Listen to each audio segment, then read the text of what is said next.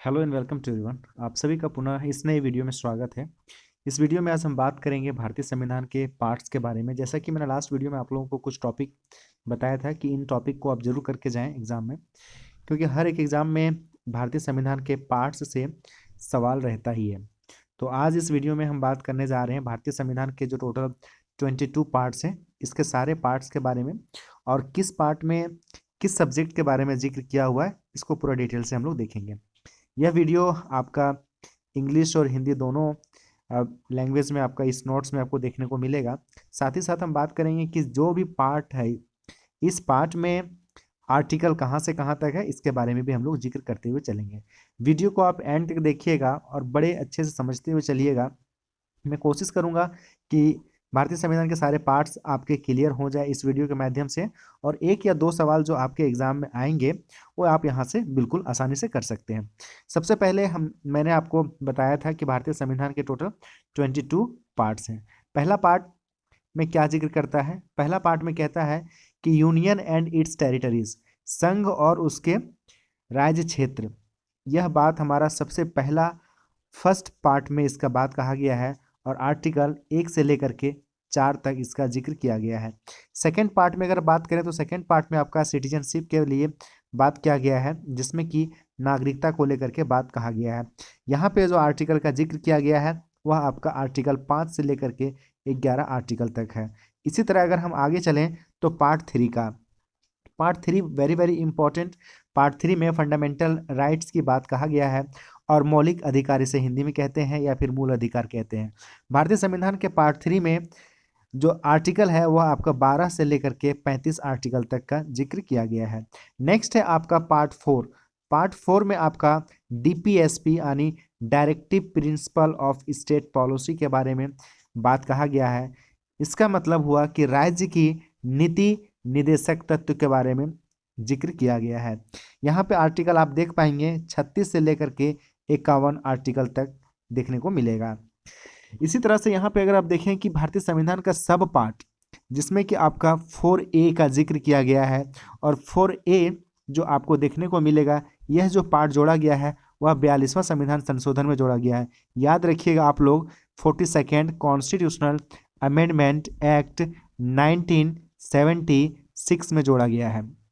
इसके पहले यह पार्ट नहीं हुआ करता था।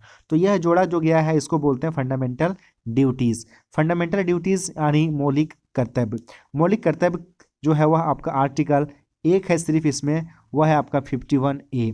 नेक्स्ट है आपका दोस्त फिफ्थ पार्ट में आपका यूनियन गवर्नमेंट के बारे में कहा गया है। इसका मतलब हुआ कि संघ सरकार या केंद्र सरकार। इसका जो आर्टिकल है आपका 52 से लेकर के 151 तक जिक्र किया गया है। नेक्स्ट अगर हम बात करें पार्ट फिफ्थ के बाद पार्ट सिक्स में, तो पार्ट सिक्स में अगर आप देखें तो पार्ट सिक्स जो है आपका वह है आपका स्टेट गवर्नमेंट। स्टेट गवर्नमेंट इसका मतलब हुआ राज्य सरकारें। राज्य सरकार का जो बात है आर्टिकल 152 से लेकर के 237 तक के बीच में आपको राज्य सरकार के बारे में जिक्र मिलेगा। उसमें हम लोग पहला चैप्टर में देखते हैं गवर्नर के बारे में, एग्जीक्यूटिव के बारे में, स्टेट लेजिस्लेचर के बारे में देखते हैं। उसके बाद आपका legislative power of governors, high courts के बारे में जिक्र है इसी में, सब ऑर्डिनेट कोर्ट्स के बारे में इसी में आपको देखने को मिलेगा। नेक्स्ट अगर हम बात करें दोस्त 7 पार्ट का, तो 7 पार्ट को अब जो है भारतीय संविधान के पार्ट से डिलीट कर दिया गया है, यानी इसे निरस्त कर दिया गया है। जो इसमें सिर्फ एक आर्टिकल हुआ करता था 238, और इसमें जो है आपका स्पेशल जो states in part B of the first schedule जो कि अब डिलीट कर दिया गया, तो इससे आपका सवाल नहीं आता है आमतौर पर। नेक्स्ट है आपका 8 पार्ट 8 में क्या कहा गया है, तो यूनियन टेरिटरीज के बारे में आपको देखने को मिलेगा, जो आपका आर्टिकल 239 से लेकर के 242 के बीच में आपको देखने को मिलेगा। अब आ जाइए 9 पार्ट में, तो 9 पार्ट इंपॉर्टेंट है आपका, जो कि इसमें पंचायत के बारे में कहा गया है। आर्टिकल कहाँ से कहाँ तक है, तो इसमें एक आर्टिकल है 243, इसी में से सब आर्टिकल ABC करके आपका O तक जाता है, और ये आपका आर्टिकल 243 से लेकर के 243O तक जाएगा।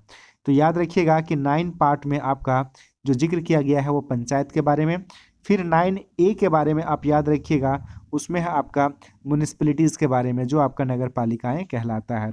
इसमें आपका आर्टिकल जाएगा 243 P से लेकर के 243 ZG तक। नेक्स्ट है आपका 9B। 9B में आपको कोऑपरेटिव सोसाइटी, इसका मतलब है सहकारी समितियां के बारे में देखने को मिलेगा, जो आपका आर्टिकल 243ZH से लेकर के 243ZT तक आपको देखने को मिलेगा। नेक्स्ट हम अगर बात करें तो पार्ट 10 के बारे में। पार्ट 10 जो है आपका शेड्यूल्ड एंड ट्राइबल एरियाज के बारे में बात किया गया है, जो आपका 244 से लेकर के 244A आर्टिकल तक आपको देखने को मिलेगा। इसमें 2 ही आर्टिकल देखने को मिलेगा आपको।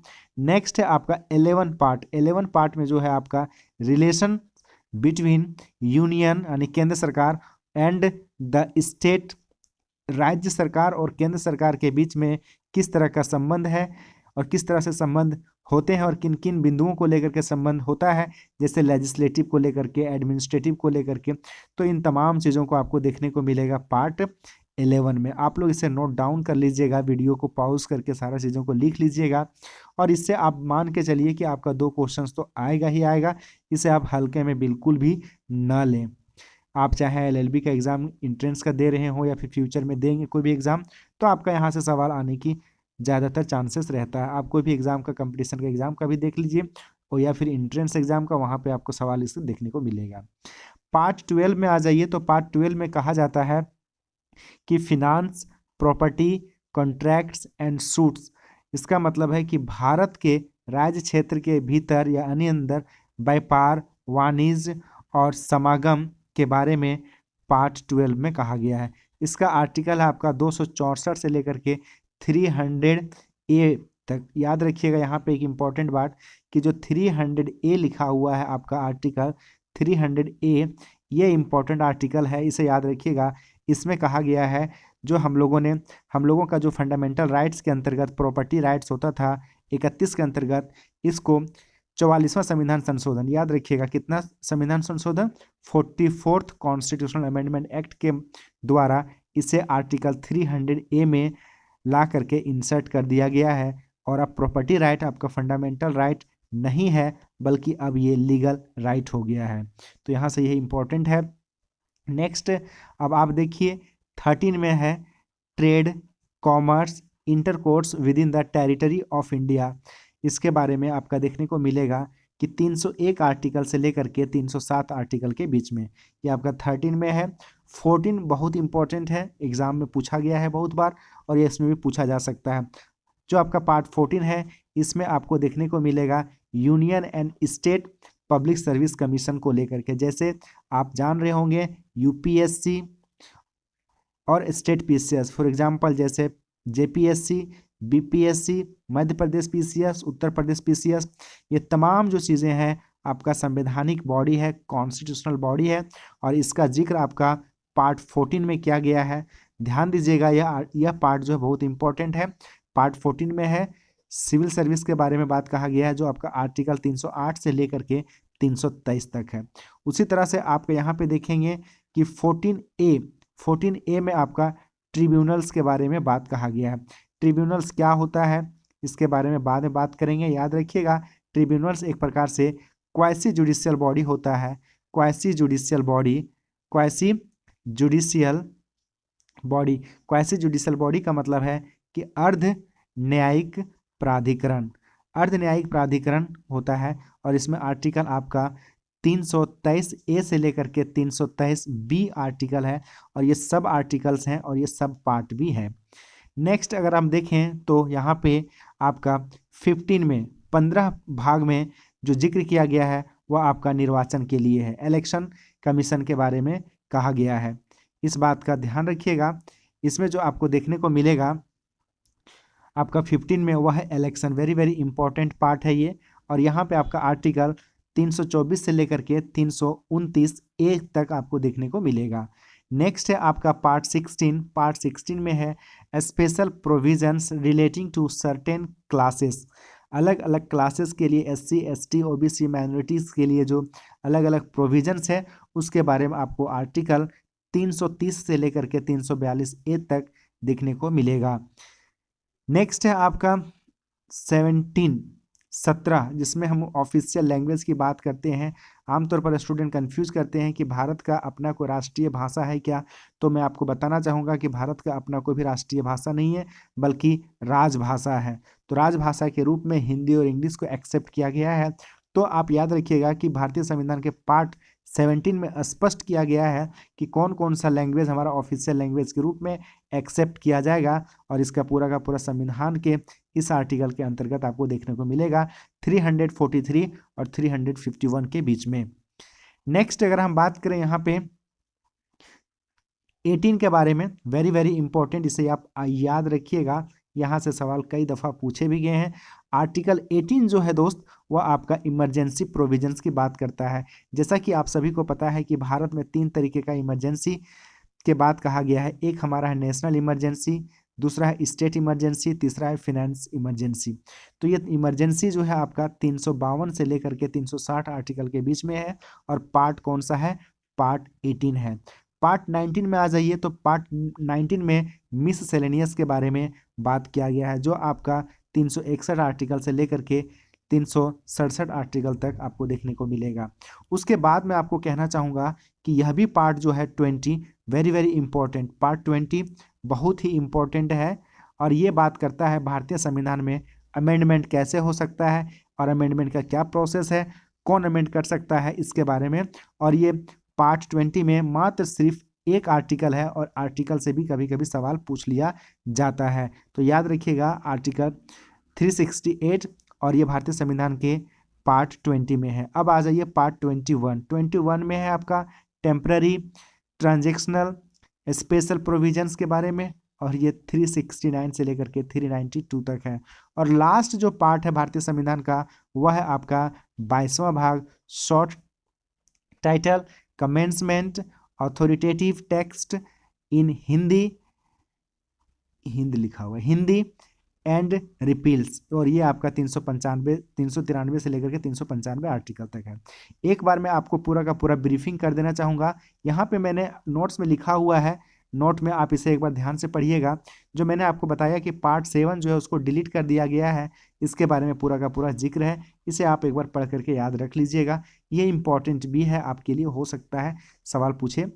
यहाँ पे मैं इंपॉर्टेंट पार्ट्स के बारे में एक बार आप लोगों को रिव्यू करा दूं, जरा सा फटाफट आप लोग देख लीजिए कौन कौन सा है जिसको पार्ट याद रखना है।